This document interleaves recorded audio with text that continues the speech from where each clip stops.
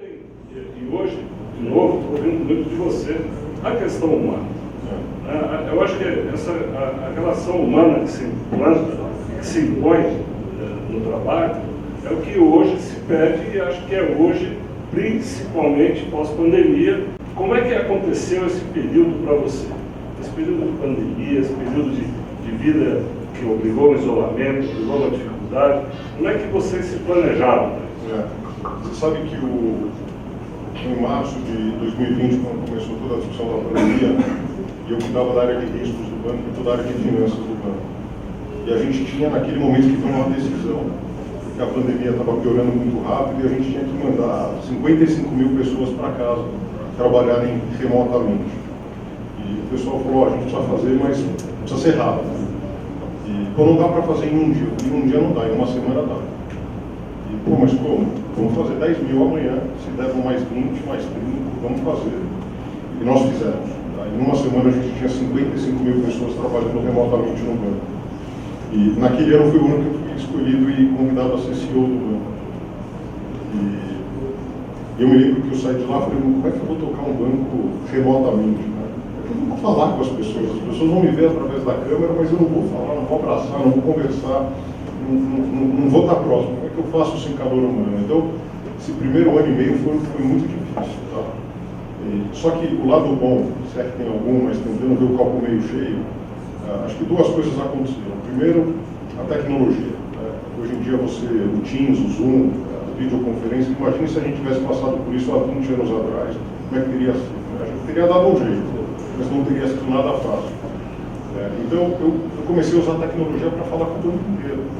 Então eu comecei a fazer as lives para falar, conversar, só que eu falava olhando para uma câmera e tinham milhares de pessoas me assistindo, só que de novo eu estava olhando para uma câmera, eu não estava olhando para, não tinha um feedback, que nem eu estou aqui falando, estou vendo uma reação, não tinha. Você vai aprendendo, né, a trabalhar dessa forma. E depois com o tempo a gente foi reequilibrando o trabalho, o banco ainda tem muito trabalho flexível, remoto, o modelo híbrido, funciona muito forte no banco. Mas foi um desafio muito grande, né? Sem contar que a gente não tinha ideia de onde a pandemia ia acabar, né? E que implicações, além de pessoais, né? Saúde, a família, né? As pessoas próximas, os amigos, como é que você toca e que impacto isso vai ter na sua instituição, né? Um banco do tamanho do Itaú é uma operação muito complexa, né? E você é que está lá para tomar as grandes decisões, as decisões mais difíceis. Então foi um processo muito desafiador. Por que deu certo? Né? Por que eu acho que a gente foi muito bem nesse processo, Guilherme? Porque eu acho que eu montei um time no banco de pessoas com valores e atitudes muito parecidas com aquilo que eu acredito. Né?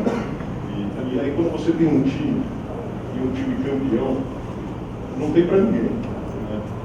Essa capacidade de trabalhar em grupo, né? No coletivo, não no individual. Eu não acredito no Pelé. Gosto muito, sofri muito com a morte do Pelé, mas de achar que numa organização do tamanho do banco você tem um Pelé, você tem um one-man show, eu não acredito.